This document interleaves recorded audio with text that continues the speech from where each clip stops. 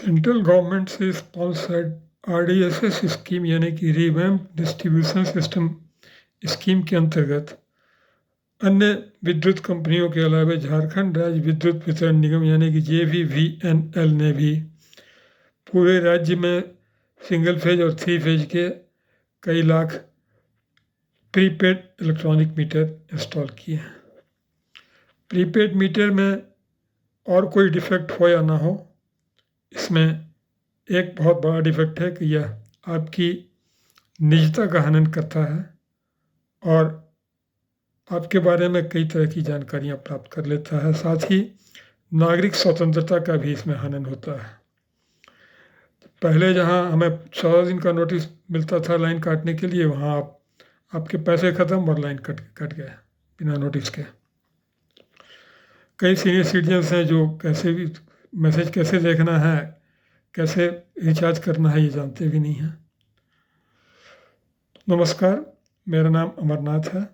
इस वीडियो में हम झारखंड राज्य विद्युत वितरण निगम द्वारा दिए गए कुछ मीटर चेकिंग के अपडेट के संबंध में चर्चा करेंगे।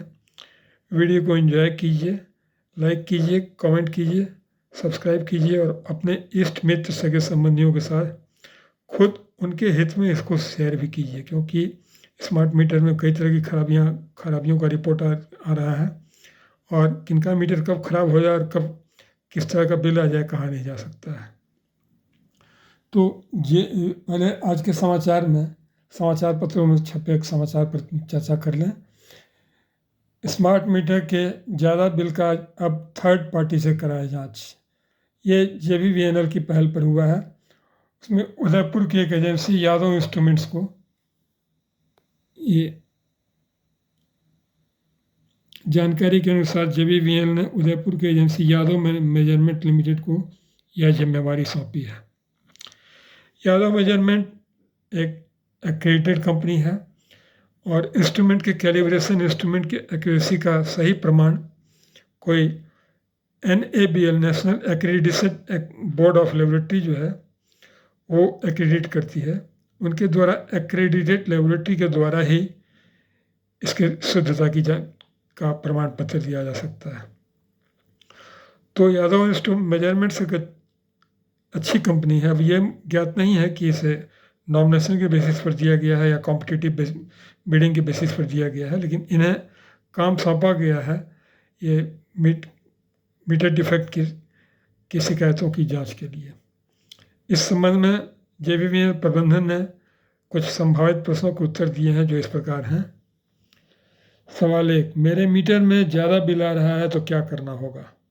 उत्तर है, अपने क्षेत्र के विद्युत कार्यपालक या सहायक विद्युत अभियंता को आवेदन देना होगा।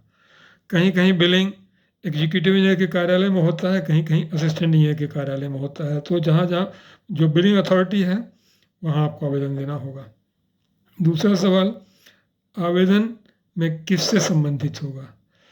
इसका उत्तर है, आवेदन में जिक्र करना होगा कि मेरा मीटर ज़्यादा बिल जनरेट कर रहा है। अगला सवाल है, आवेदन में क्या क्या देना होगा? तो आवेदन में आपकी क्या शिकायत है वो लिख दें, अपना कंज्यूमर नंबर लिख दें और अपने जो रजिस्टर्ड मोबाइल नंबर जो रजिस्टर कराया है वो दे दें, साथ ही अपने घर का पता दे दें। अगला सवाल होगा कि आवेदन के बाद क्या होगा? तो इसका प्रबंधन ने उत्तर दिया है, आवेदन देने के बाद थर्ड पार्टी को जांच की जिम्मेवारी दी जाएगी। थर्ड पार्टी ने यादव इंस्ट्रूमेंट्स को थर्ड पार्टी उपभोक्ता से संपर्क कर घर जाकर मीटर की जांच करेगा। यहाँ एक बात सोचने की है कि हमारा एग्रीमेंट अंडरस्टैंडिंग हमारा झारखंड बिजली वितरण निगम से है, तो ये थर्ड पार्टी जो जांच करेंगे वो उनके साथ बिजली वितरण निगम के प्रतिनिधि होंगे या नहीं होंगे। अगला सवाल है, थर्ड पार्टी जांच रिपोर्ट क्या सिर्फ JVVNL को देगी? नहीं, थर्ड पार्टी जांच के बाद विद्युत बोर्ड और उपभोक्ता दोनों को रिपोर्ट सौंपेगी। रिपोर्ट के आधार पर उपभोक्ता को बिल का भुगतान करना होगा। यहाँ एक बात ध्यान देने की है आपके और सभी नागरिकों के ध्यान देने की बात है ये कि थर्ड पार्टी जो जांच करेगी तो उस जांच के दौरान आप स्वयं वहाँ उपस्थित रहें और या देखें कि जांच ठीक हो रहा है। जांच में यदि आपको किसी तरह की आपको कुछ गड़बड़ी लगे या जांच रिपोर्ट से आप सहमत नहीं हो, तो जांच रिपोर्ट पर अपना ऑब्जर्वेशन आप रिकॉर्ड कर दें कि आप इस कारण से जांच रिपोर्ट से सहमत नहीं हैं। अगला सवाल है, आवेदन के कितने दिनों बाद जांच होगी? इसका उत्तर थोड़ा सा और जिम्मेवारी भरा होना चाहिए था। उत्तर दिया गया है, यह कार्यालय में जमा आवेदन की संख्या पर निर्भर होगा। कार्यालय में आवेदन की संख्या नगण्य है तो थर्ड पार्टी आवेदन के दूसरे दिन ही जांच रिपोर्ट सौंप देगी। और आवेदन यदि बहुत ज़्यादा है, कई लोगों को शिकायत है, तो अपना स्ट्रेंथ बढ़ाना होगा। आखिर कोई व्यक्ति यदि बिल के कारण सफ़र कर रहा है तो उसे कितने दिनों तक सफ़र करना होगा, अनंत काल तक सफ़र करना होगा, ये तो बताना ही होगा। तो ये सारी जानकारियाँ आवश्यक है आपको जानने के लिए। इस वीडियो में इतना ही। Thank you. Please like, comment, subscribe and share the video. Thank you very much.